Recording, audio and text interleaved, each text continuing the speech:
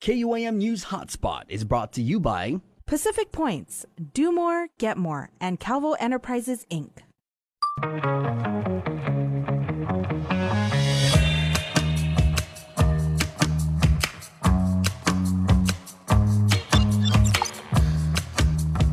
The Menu, brought to you by King's Restaurant, always open, always local, and Ruby Tuesday Guam, home of the Fresh Garden Bar. Today on The Hub, our Nestor Lecanto chats it up with Senator-elect Democrat Christopher Darrell Barnett and Republican Thomas Fisher, who earned a seat in the 37th Guam legislature. They share what their first order of business is once sworn in and how they're ready to work together for the people of Guam.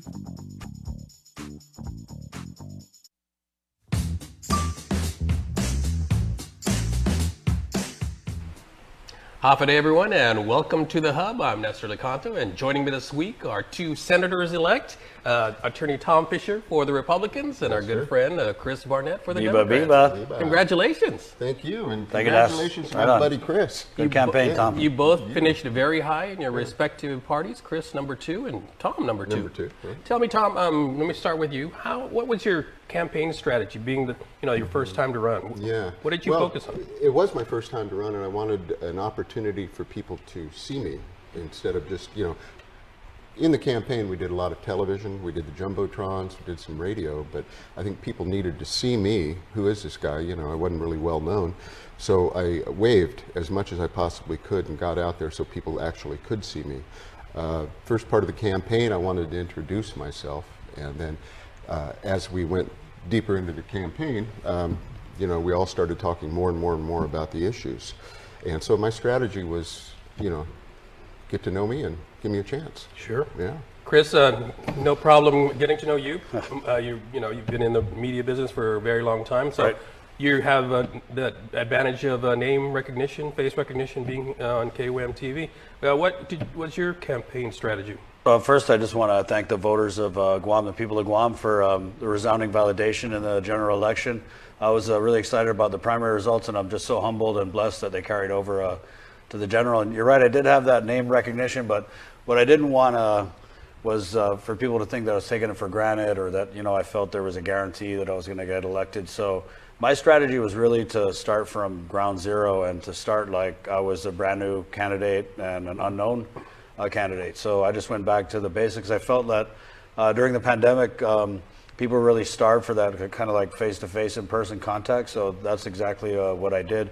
I went around to different events. I went to medical fundraisers. I was just everywhere, just meeting people and talking with them and asking them what their issues were, what issues they wanted me to tackle. And it was really interesting because, over the last 25 years in the media, I've kind of done everything from taking out the trash to, doing comedy to investigative reporting. And so different people just had different things that they wanted me to get in there and do everything from, shake it up to make people laugh to, ask the hard questions. So for me, again, I did a lot of waving too. And I think that people like to see the candidates humble themselves and see how far they're willing to go. So I was out there waving just as much as Tom was. And I know that there are people who say that, oh, waving, what is that? Does it even work? And I think it does. I think when you're out there and you make that eye contact with people and you get that reaction, I mean, that's something that you just can't bottle. And everywhere I went, from the primary to the general, the reaction that I got from people was just really, really exciting. They were almost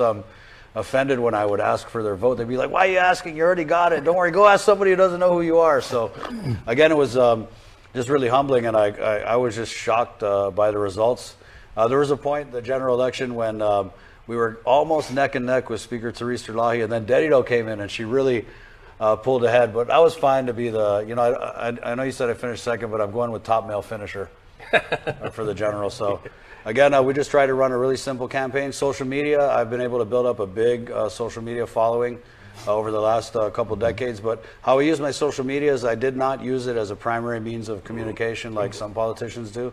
What I did was I used it to kind of recap what I did on any given day. So if I went somewhere and I met a bunch of people, I'd be sure to just post it up there. So the people I didn't get to meet would know that I was out there, pounding the pavement and shaking hands and, kissing the babies and talking to Tanana and Tun Pete about what really resonates with them. Yeah, and you both mentioned it, and over the years I've heard it from similar things from other candidates. There is no substitute, particularly on Guam, for actually pressing the flesh, going out and meeting people, and that showed in your campaign as well. Absolutely, absolutely. I agree with what Chris said. I think that there weren't. It surprised me a little bit. The history of campaigns I've observed on Guam, there's always been a lot of waving. Candidates have always been out there on the side of the street, waving, jumping up and down, and so forth. But didn't really see that too much this go around. But I think the value of that is just immeasurable, because you actually are making eye-to-eye contact with people, and they see you getting up early and getting rained on and so forth and so on. They know that you really want to do the job. You're not just coming in as a vanity candidate who is getting pulled across the line by somebody with money or whatever. You really want to do the job.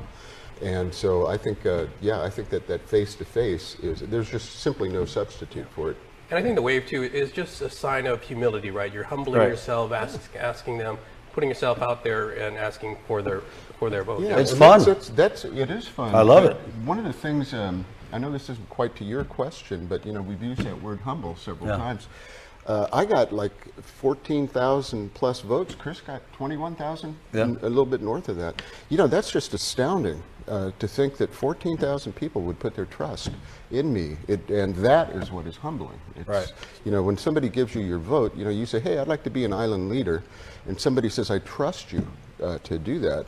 That is humbling. And there's 15 of us coming in, and I can promise you each and every one of us feel the same way about that, which is, wow, okay, they gave us a job, now we got to do it, and let's get to work. Yeah, really time to put our money where our mouth is, because a lot of people out there in the campaign, I think this campaign, what really resonated with everyone I talked to was change, new blood, get in there and shake things up. And so now that the campaigns are over and the results are in, come January, I think that's exactly what people are going to expect. Yeah. Along those lines, maybe what specifically were the most talked about issues when you were out there talking to people? Right, now, so, it's interesting because we were talking before the show, and I know you had said cost of living and crime were the two big issues resonating with a lot of people you talked to. For me, it was really the meth and the crime. A little bit of corruption too, but cost of living, I think that people realize there's not really a quick fix for that. So I don't know if they're just resigned. It's something unfortunately we're very used to on Guam, is just everything goes up and up and up and up until you can't afford it anymore and you have to leave island. But when I went around, people talked about not feeling safe. People talked about crystal methamphetamine rampant all over our island. They talked about even though we're seizing hundreds of pounds at the post office or the border or whatever, that there's no real visible impact on that out here in the streets. And they talked about not just the crime, but the bravery of these criminals and committing crimes in broad daylight. They talked about murders that we've seen. And so for me, when I went around, that was what a lot of people were talking about, and they wanted to see it addressed, because in the legislature over the last couple of years, it's been crickets, not just from the Public Safety Committee, but from most senators at large about this crystal methamphetamine epidemic. So that was something that I really campaigned on, and I felt like even unprompted, that was just the number one thing that people would talk about when I went out to meet them. And Tom, as an attorney, you have firsthand experience with this, and like Chris said, I mean, it's the brazenness now of these crimes, right? Like actually going into your home when you're there and robbing you, assaulting you. Well, it's also a sign of desperation, and nothing is standing alone here. We've got an economy on the downturn. The consumer price index is at 8.1, 8.2% now, 11% in Britain. People are without money, and some of them, I hate to say it, are without hope and a little bit of desperation. And these are the sorts of things that happen when we're not taking care of our community like we should be. And I agree with Chris. The thing I heard all the time was crystal meth, that crime in general. But the most poignant thing that was brought to my attention during the campaign came actually from a young lady at Academy. And I don't know the answer to this, but it's something we need to think about. Elections are about the future. I'm not talking about tomorrow. I'm talking years. She said, what are you going to do to compensate us for the 2 years of classroom instruction we lost? Wow. And I mean, it's a Yeah. it's a heartbreaking question. Learning loss is real, Nestor. If you go out there and you talk to teachers, I mean, we've kind of mercy passed a lot of kids, and they're going into grade levels that, honestly, frankly, they have no business being in. Not prepared. They're not going to be able to compete with their with people across the board. And I've been thinking about that question since I got it. You know, we were over at Academy, and to me, I mean, the obvious answer is, well, we give them a do-over, right? But I mean, how do you organize? Who wants to go back one grade? Yeah. Right. I think we've just got to really increase the opportunities with community schooling and just more outreaches with tutoring. And there are ways to do it. And I'm willing to work with the Board of Education and the Department of Education to find those solutions. DOE superintendent. That's We're going to take right. a short break, and we'll be back with more with Okay. Chris and Tom right after this.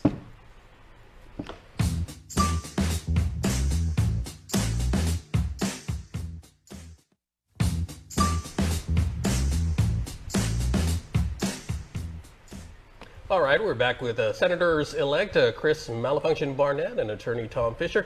Let me ask you, Tom, what are your expectations? Both of you will be first-timers in the legislature. You're going to be with a minority. There's only 6 of you guys, and you've got 5 incumbents, or actually 4 incumbents, and 1 previous senator in Jesse Lujan. So what are your expectations? Expectations, I expect to work hand in hand with all of my colleagues, especially the Democrats. They have the majority, and we're all working for the island. And you asked earlier, what do you hear on the what did you hear on the campaign trail? Well, one of the things I heard was people are tired of hearing us squabble with each other. Yeah. And we're working hand in hand. We've got the same interest. I want the island to prosper. Chris wants the island to prosper. I want my neighbors to prosper. They voted for me or didn't vote for me. It doesn't matter. A rising tide is going to raise all boats. So my expectation going forward is to work together and to really, crack these nuts, like the crystal methamphetamine problem, and just the generalized feeling that people have that they are not safe in their own homes. And every time we walk into a grocery store, we're just stunned at what we're coming out with and how much money we paid. And I joined Chris on what he said earlier. We don't have that many tools in the toolbox. Right. But one of them we do have, very limited, is the ability to lower the business privilege tax. It's one of the tools. People are suffering. Let's use it. All right, Chris, you're in quite a bit of a different situation. Yeah. You're part of the 9-member majority. Yep. You're going to get a committee. You're going to have several departments within your committee. So tell me what your expectation is. Well, I think I am in the majority, but as we all know, with the parties, tends to be a lot of factions going on. And I'll be honest with you guys, I'm already seeing that. I haven't even been sworn in yet. And so my expectation as someone who's observed a session over the last few years is I'm expecting a bloodbath in the caucus. I'm expecting to be double-crossed by my colleagues. I'm expecting, roadblocks to be put up, but I don't expect any of those things to stop me. Well, I hope that doesn't happen. We really do have to work together. Sure. And people will be very disappointed with us if we're not working together. And I agree with Tom. I think at the end of the day, Republicans, Democrats, we want everyone to prosper. I think the differences come in how and what we do to get to that prosperity. And that's, I'm willing to build coalitions both on my side of the aisle and across the aisle. And I think that after we get through this caucus mess, I hear there's going to be a big power struggle for the speakership. I'm hoping that we can all move forward and heal no matter what happens. And, there's a lot of issues that require our attention. And I hope that we're able to give those issues that attention and not so much the special interest stuff that I've seen that's unfortunately become very routine at the legislature over the last few terms. Yeah, and I appreciate your frankness, and we'll get to what appears to be a looming fight for the speakership of the legislature. We'll get to that a little bit later, but sure. I wanted to just continue on your expectation. How do you plan to go about that, though? How do you plan to go about reaching out to your colleagues, and then reaching out across the aisle too, but reaching out to your colleagues and getting your priorities for yourself? I mean, what particular departments do you want to oversee? How are you going to go about doing that? Well, Ness, I think I have a friend in Tom Fisher. I've worked, very closely with Senator Senator Joanne Brown. I've also worked closely with the minority leader, Senator Chris Duenas, Senator Frank Blas Jr. I've built these relationships, and you know how it is. in the media over the last couple decades. You know, I've rubbed elbows with a ton of Democrats. I'm really close with Speaker Theresa Lai. And at the end of the day, I don't think that it's going to be difficult, because the ideas that I'm pushing forward, it's not about me. It's really just about improving our island. And I'm just going to throw it up on the wall. And if I get, cut down, or if I get stabbed in the back, then I think the people of Guam will see it for what it is. And they'll understand that, hey, I'm giving it my damnedest. I'm not in there to fight with anybody. I'm just in there to do what I do. Someone asked me, hey, what are you going to do if you get in? Well, I'm going to do me. And that's what people have expected me to do. And at the end of the day, I think if it's a great idea, I'll work with anybody. And I hope that it goes both ways. I think it will. It needs to. I believe strongly, Chris, that if we end up fighting and knifing each other and beating each other up in the bloodbath and stuff. Right. I think the voters of Guam are going to let us know that they don't appreciate that, and I think that. But then again, too, also, it's not. I don't believe in fighting or being critical or being a hater just for the sake of fighting or being critical. But I do want people to understand that if there is something that I don't feel is good for the people of Guam, or if I feel like someone is going to pull the wool over our eyes, then hell yeah, I'm going to dig my heels in the sand and I'm going to fight it tooth and nail. Yeah, but there's a difference between that and just being petty. And what I've seen over the last couple terms, and even sadly seeing before we've even been sworn in, is a lot of this just petty politics. Partisan, I mean, maybe, but also people in the same party just kind of being petty and holding grudges that go back God knows how long. And that's what I really hope I don't see a lot of moving forward. Yeah, Tom, how are you going to deal with your colleagues? As we mentioned earlier, all of them are experienced lawmakers, and this is your first time. So will you be deferring to them, or will you be... Well, no, I don't. How will you address that? Well, I certainly respect them all, and I respect the fact that they've been in the legislature and have the institutional knowledge. But I won't. I will be deferential, but I won't defer to them, if that makes any sense. The people of Guam didn't ask me to come to the legislature to be some shrinking violet that doesn't get anything done, right? Yeah. They want me to act, and I'll just re-emphasize it. If we don't get along, I think people are going to say a pox on both your houses, and we're going to start picking new people the other time around. And we have an obligation. Both of us put ourselves forward and said we would like to be a leader. Well, we don't want to be a leader because we get to wear a nice hat and so forth and so on. We want to be a leader because we have ideas, and I really look forward to working with everybody across the aisle. And Chris is a friend of mine, and I look forward to working with him. I'm very glad. Yeah, and I think with this, the new crop of senators and senator-elects that we're bringing in, I think there's a big difference in perspective where you have someone with Tom's perspective. The Democrat side, we've got a lot of, Roy Kanata is a young guy. He's got a different perspective than, let's say, some of the old guard. I've got also a different perspective than a lot of people who have run and been elected. So I think that it's going to be really diverse dialogue, and there's just going to be a lot of different viewpoints. The challenge is going to bring those viewpoints together and make sure that for the most part we're all on the same page moving forward. There's the heavy lifting. Right. Yeah. All right. Time for another break, and we'll be back with more right after this. Okay.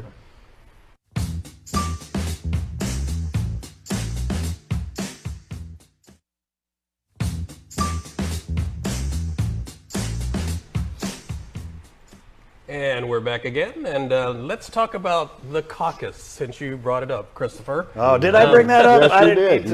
mean to. I wasn't supposed to say anything. It's typically the pre-inauguration battle between the members of the majority party, and there are 9 of you spilled beans, for this legislature. And so, for those who may not be familiar with the caucus process, it's when all 9 of you will get together in a room and duke it out over what committees you want and what positions you want, and you go to your colleagues and say, hey, if you vote for me for this, I'll vote for you for that.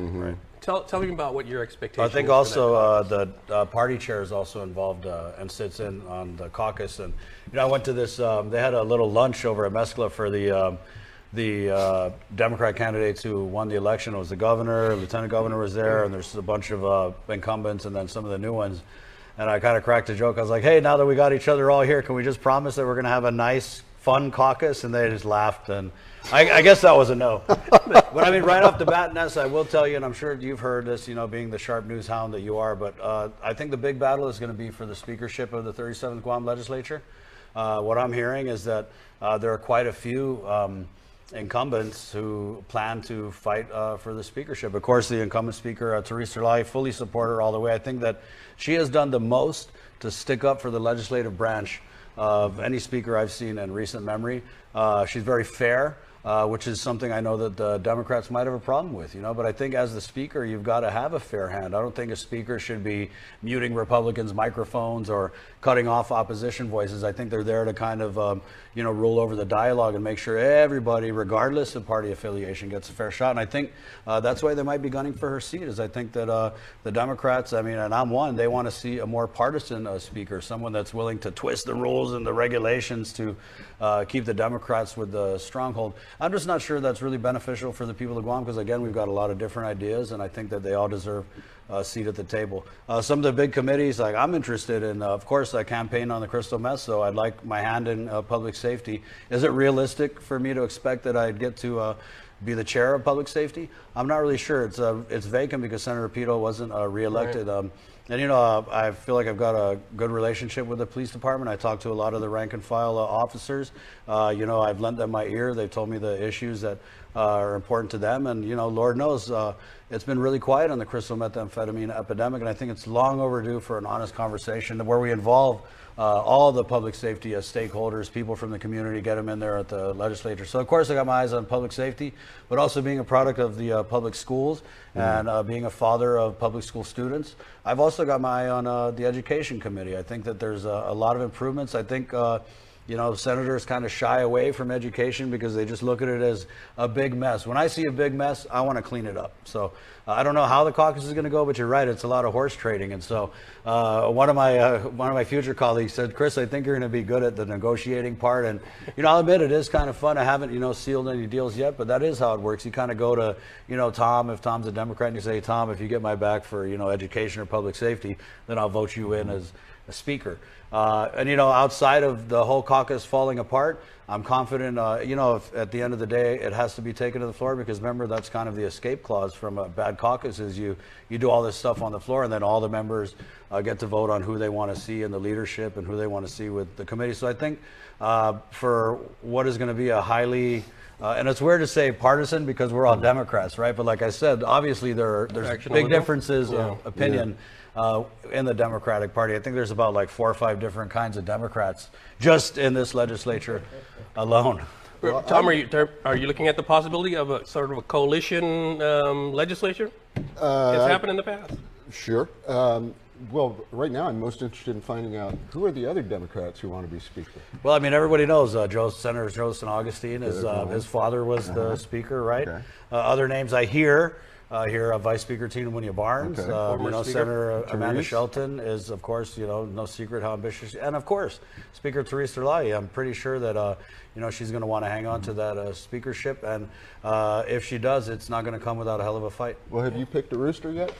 I told you I'm very faithful to Speaker Theresa Lai. I think he's made clear who he's supporting. Yeah. But what's interesting is and that then they know that's for me. And I hate to interrupt, but to me there's validation in the election results, and what I find a little not disturbing. It is what it is, right? Because we're all back at zero. It doesn't matter if you got 1 million votes or 1 vote in the election. We're all the same now, right? But I feel like the people of Guam, when they vote somebody in, and they vote somebody in like they voted in Speaker Theresa Lai, or like they voted in myself, I think that they're making a statement. And what I have always heard is they kind of expect the top vote getter to be the speaker. And but as a matter of fact, a lot of times the top vote getter does not become speaker. Correct. And it's happened quite a few times. But just going around in this campaign, I'm amazed at how many people I ran into that said, the top vote getter is the speaker, right? Or they'll say, you're number 2, so you're going to be the vice speaker. I'm like, no, that's not how it works at all.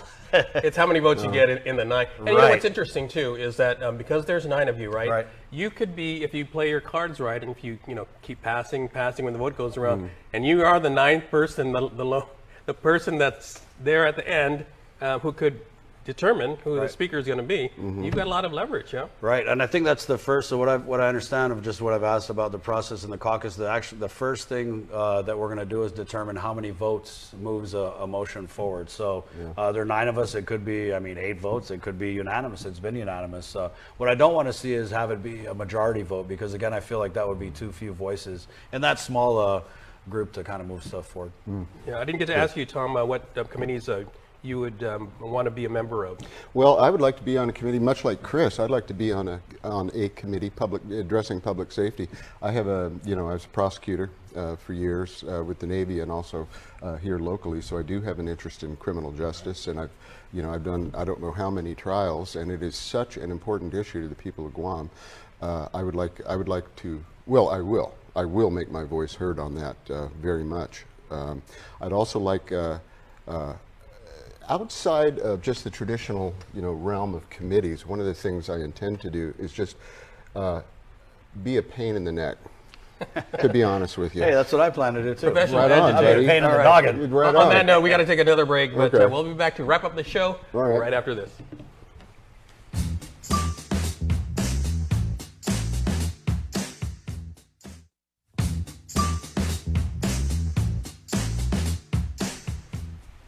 All right, we're out of time. See how quickly that went. Wow, very quickly.